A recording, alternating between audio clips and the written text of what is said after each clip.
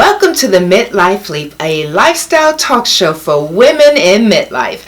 I'm your host, Anita Johnson, and I'm excited to share tips and interviews on topics ranging from business, career, current news, fashion, shopping, health, travel, and so much more. And because I'm known as the Midlife Leap Coach, I'll share some of my signature Midlife Leap coaching tips. Let's reignite and reimagine our Midlife Leap journey together.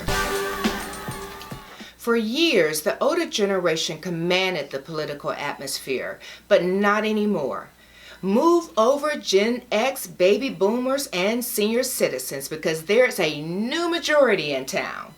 The Millennials, Gen Z, and younger now count for over 166 million of the United States population, while those of us born in the mid-1960s and earlier represent a mere 160 million population count. Okay, I get it. The numbers are very close, sort of like our recent presidential election. But don't even bother claiming fake news or count fraud. Just get on the bandwagon with reality.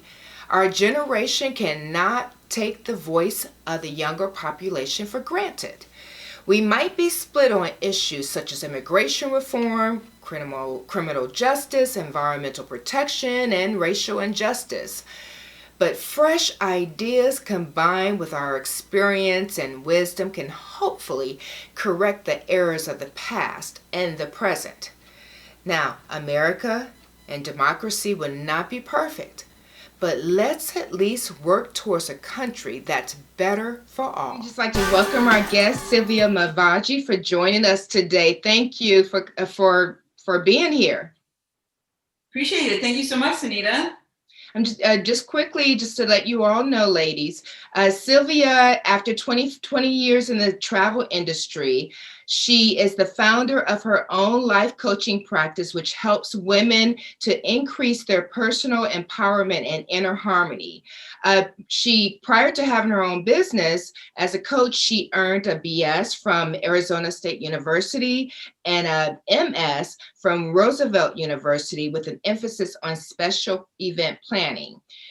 She has her life coaching certification from the INLP Center, and she currently, not like she's busy enough, but she currently sits on the board of directors for two organizations, the Ideal Candidate and the Northwest Hispanic Chamber of Commerce. And Sylvia believes in the importance of growth mindset and that the sky is the limit for anyone when goals are set and action is taken.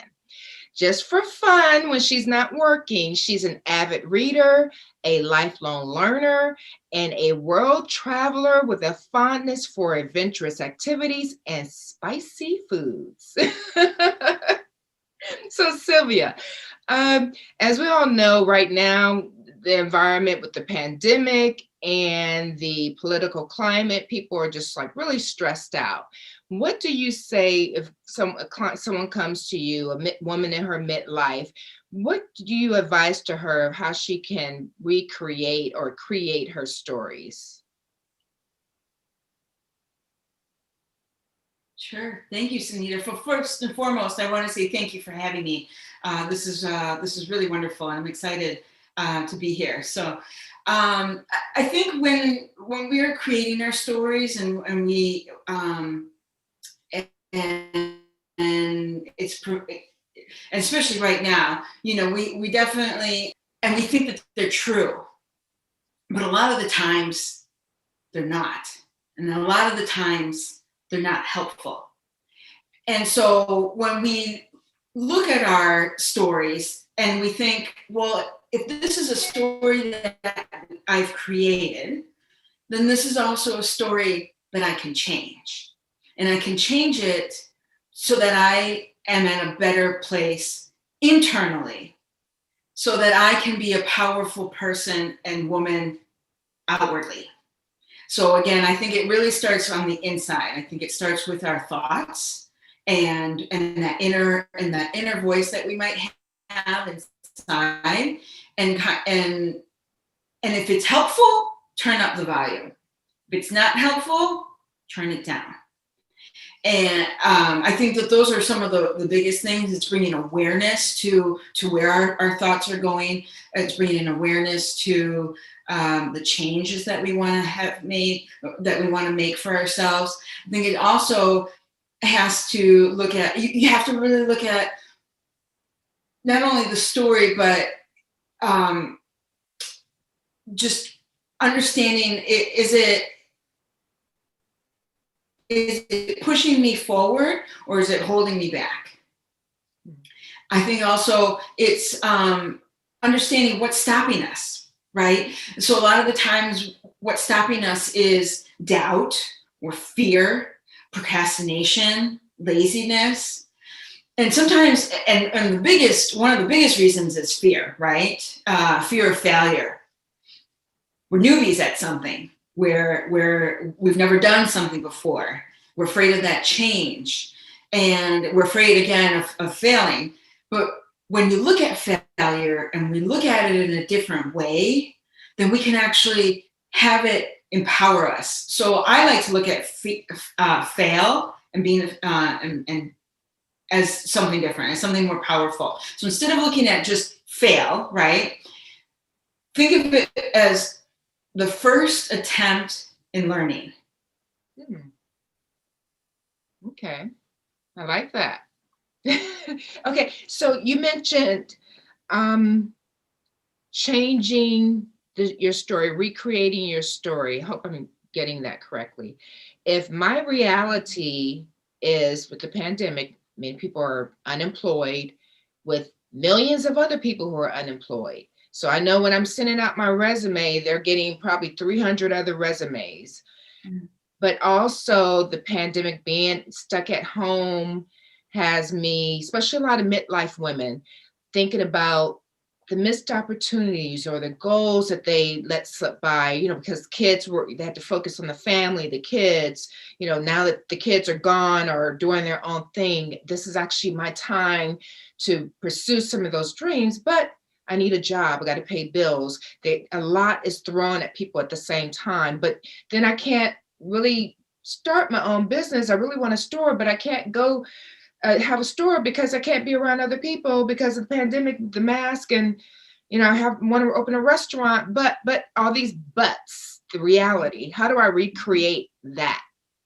Sure.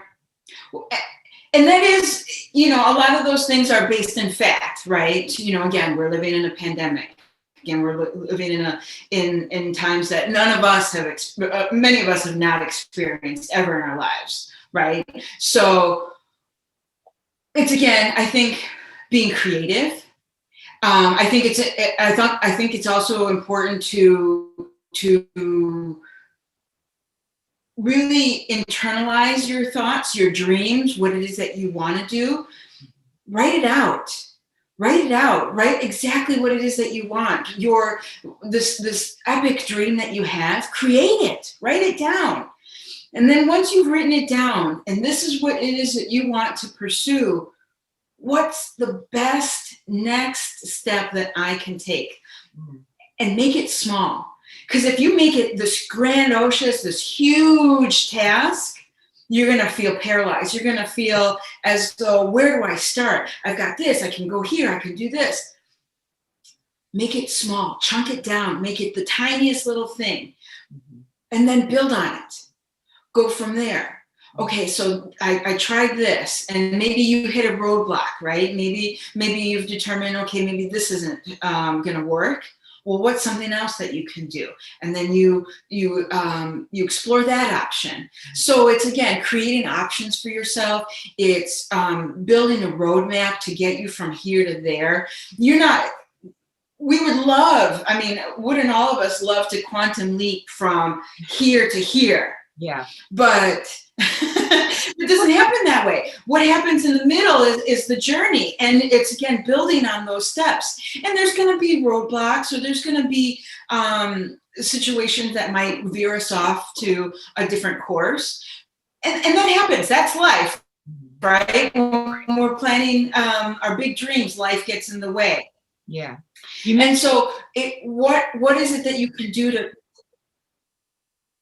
No, you I'm sorry, what was small that? steps. You mentioned small steps, and one of my first thoughts was when things are slow, that's the perfect time to do your research. Like people, I think they forget that research is a vital part of anything that you want to then kind of change. So during this time sitting in the house, research. Yes, absolutely. No, research is important. Doing your due diligence is vital. Understanding the lay of the land and what what you are trying to attempt is important.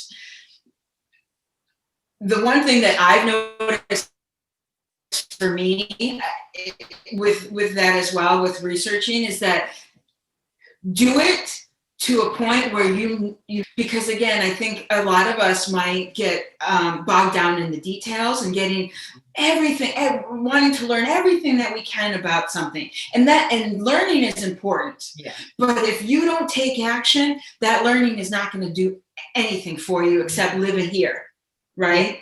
So Yeah. if we can internalize it, make it take out what it is it's important for us, and then take action.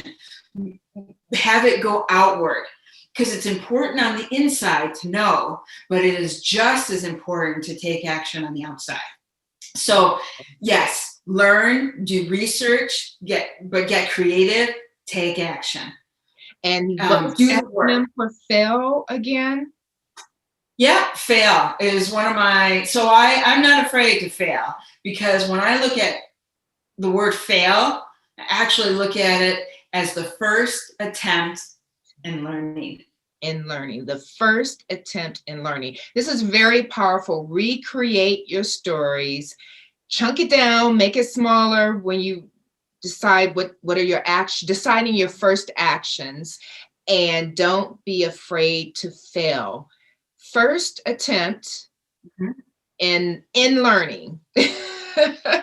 So Sylvia, if any of our watchers, any of our audience were interested in contacting you for your coaching services, how would she reach you?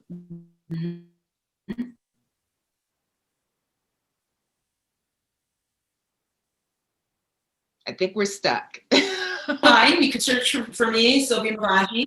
I also have a website, mavajicoaching.com. And I'm on Facebook, I'm on Instagram, and yeah. So reach out to me. I would love to connect. I would love to have a conversation with you if you're interested in coaching services.